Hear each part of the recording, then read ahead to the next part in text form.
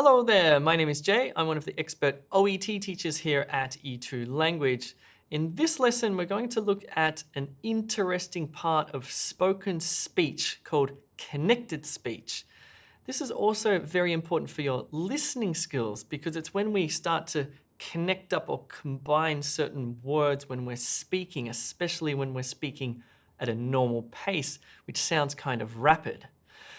In the description below, you can download the OET Ultimate Guide, so please do click that little hyperlink there. Okay, let's get started. So, what is connected speech? Well, in order to understand what connected speech is, let's do a very simple little repeat the sentence activity. I'm going to say 5 sentences. You just need to repeat the sentence after I say it. Ready? Pick it up. True or false? I must go. Don't you? Get to it. All right, that was pretty straightforward, right? You probably repeated all of those little phrases or sentences accurately. Now, in each of those phrases or sentences was a little piece of connected speech magic. Let's take a closer look at them. So there is a big difference between written English and spoken English. When I write English, I write pick it up. But when I speak it, I don't say pick it up, I say pick it up. Or when I write true or false, I write true or false. But when I say true or false, I say true or false, true or false. When I write I must go, I write it just like that in C. But when I say it, I say I must go. I must go. I do not say I must go. When I write don't you, I write it like don't you, but I never say don't you. I say don't you. Don't you. And for E, get to it, I never say that. I say get to it, get to it, get to it. So what's going on here? Let's take a closer look at these rules. So there are 5 aspects of connected speech. A, there's linking, where I don't say pick it up, I say pick it up. Adding, where I add the w sound. Deleting, where I say I must go, not I must go. What's going on there? And changing, don't you, don't you, don't you, don't you. And also combining get to it. Crazy, crazy stuff. This is the reason why listening to English is so difficult, because you're probably used to reading English and seeing the words written in their proper form, if you like. But then all of a sudden when they're spoken, and especially if they're spoken at a normal pace, which does sound quite rapid, they're undergoing all these changes. So the spoken and the listening is far different than the reading and the writing. Crazy stuff. Let's take a closer look at each of these rules. So let's look at the linking rule first. And there is a rule here. The rule is this: if we have a word ending in a consonant is a sound that you make, a phoneme, a sound of English like k, m, p, d, r, l, whatever. There are lots in English. These are sounds that you make where you're using an aspect of your mouth, your lips, your tongue, the roof of your mouth, your teeth, to make a specific sound. This is contrasted with a vowel sound, a, I, o, a, where I'm not using a part of my mouth to make that sound, okay? So let's look at the rule here. So if a word ends in a consonant sound and the next word starts with a vowel, we've got a little rule here. Take a look at these 2 very common words. We have this, which ends in a consonant, and we have is, which starts with a vowel. So we never say this is, we say this is. This is a link. This is. This is. For example, we don't say, this is a picture of my new grandson. We say, this is a picture of my new grandson. Listen as I say this at a normal spoken rate. This is a picture of my new grandson. This is a picture of my new grandson. if you were to slow me down, I would actually say, this is a picture of my new grandson. That is an example of a link or number of links in a single sentence. Okay, your turn. I want you to say these 3 simple sentences and say them rapidly and note the links that you make. Ready? Number 1, my name is Dave. Say it properly. I live in India. Say it properly. When is it? Say it properly. By properly, I mean my name is Dave. My name is Dave. I live in India. I live in India. I live in India. When is it? When is it? When is it? When is it? These are all examples of links. Let's look at the next rule of connected speech. Magical stuff, eh? So sometimes we don't link. Sometimes what we do is add a sound that is definitely not in the spelling. Like true or false. Okay, so if we have a word ending in an oo, ow, or no sound, and the next word starts with a vowel, we add this little w sound. Now, I'm teaching you these rules explicitly, okay? I don't want you to stress. I don't want you to even try to remember them. All that's happening here is I'm telling you what actually happens when a native or near native speaker of English speaks at a normal rate of speech, okay? All of this stuff just magically starts to happen. You probably do this already because it sort of happens automatically. It's just the nature of the 2 sounds that come together will form this little w sound, for example. So don't stress. I don't want you to remember it. Just raise your awareness of it. It will also help your listening skills. Let's take a closer look at this one. So here we have a word ending in an oo sound, and the next word starts with an I sound, a vowel. So we don't say blue eyes, we say blue wise, blue eyes, blue wise. What gets added? Your turn. Take a look at these 3 sentences, quickly say them, and notice how we're adding an additional w sound. Go. So if you said them at a normal spoken rate, you would say, she has blue eyes. How are you? How are you? How are you? Throw it to me. Throw it to me. She has blue eyes. How are you? Throw it to me. There are, in fact, other words or other rules we add an additional sound. There's one where we add a r sound, for example, that does not exist in the spelling or in the written text. However, we'll teach that to you in another lesson. In fact, you might want to subscribe to this channel because in a few weeks, we're going to launch a monster pronunciation video, which is really going to help you. I think it's like an hour and a half.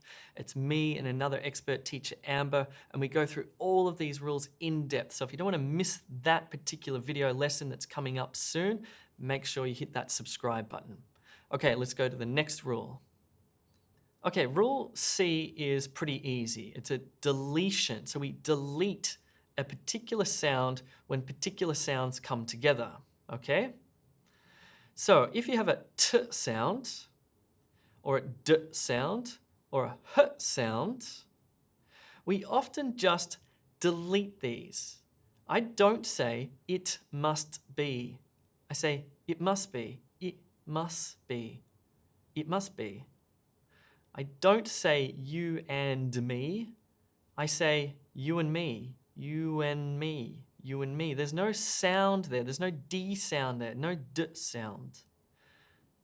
I don't say I saw him. I say I saw him. I saw him. In fact, that's kind of weird because it almost sounds like a R sound. I saw him. I saw him. Anyway, again, more weird stuff with connected speech. That rule is pretty straightforward. Okay, so the next rule, D, is where we change a sound altogether. This one is very strange. And again, it's really important to understand this one, especially in, well, not necessarily even informal situations, but just with very common phrases. They differ significantly from how they're written when they're spoken. Let's take a closer look at this rule. So if we have a word that ends in a t sound and the next word starts with a y sound, we transform the sound into a ch sound. What the hell? Let's take a closer look here. What and you, so the word ends in a t sound. The next word starts with a y sound. I do not say what you, I say what you, what you, what you. For example, have you decided what you want? This is not how we speak at all. What we really say is, have you decided what you want? Have you decided what you want? What you want? Here's another one. If a word ends in a d sound and the next word starts with a y sound, we add this j sound. What?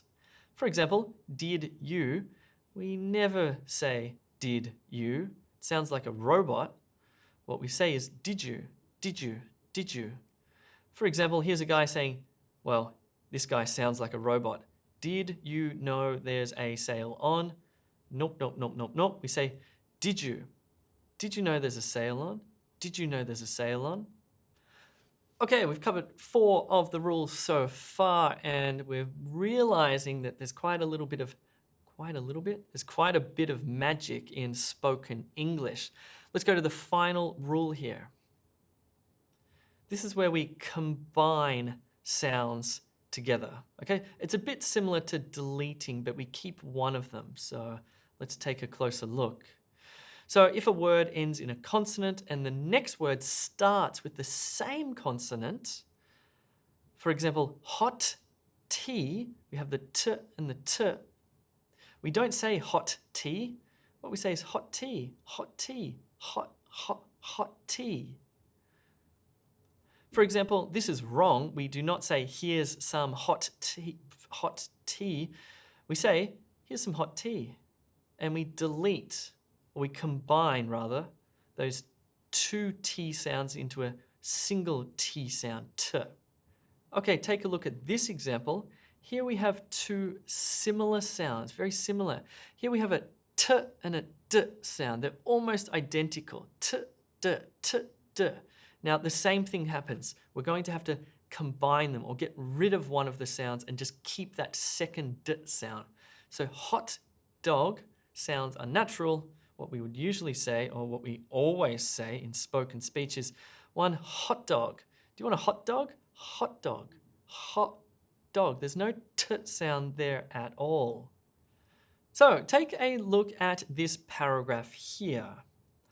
Doctors are giving new advice for people with coughs. They are advising, I won't read it all, but you can tell by the way that I'm reading it that it is very unnatural. And if I were to say this paragraph, it would transform significantly with all of those connected speech rules that we looked at before. Let me read this out, and I'm going to purposely exaggerate all of these connected speech rules. It's kind of like I'm speaking, but imagine you're slowing me down. So you're hearing all of the rules of linking and deleting and transforming, changing, combining, etc. Okay? Have a listen to this. Dr. Czar,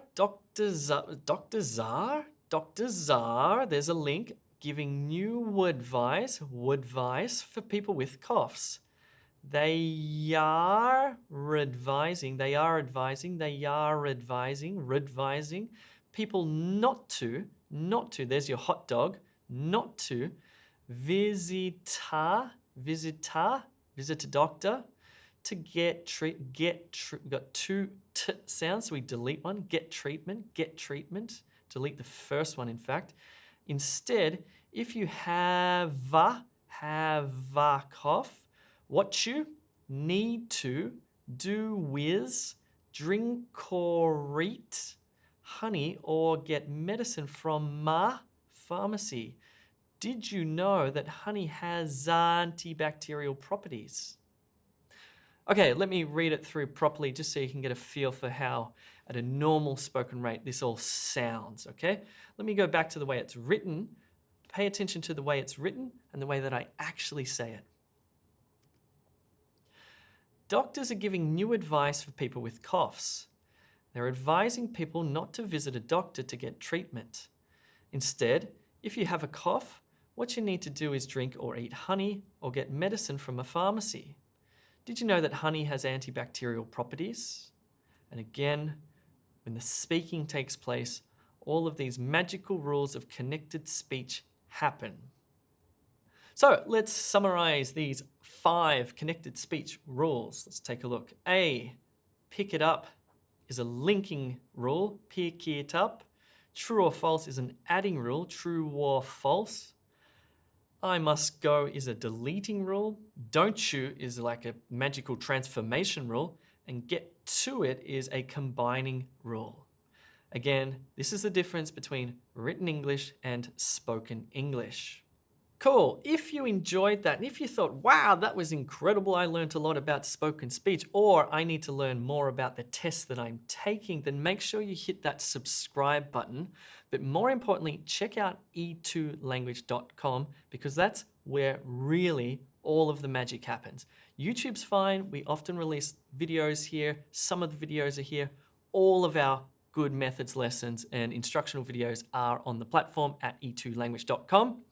My name is Jay. I will see you soon.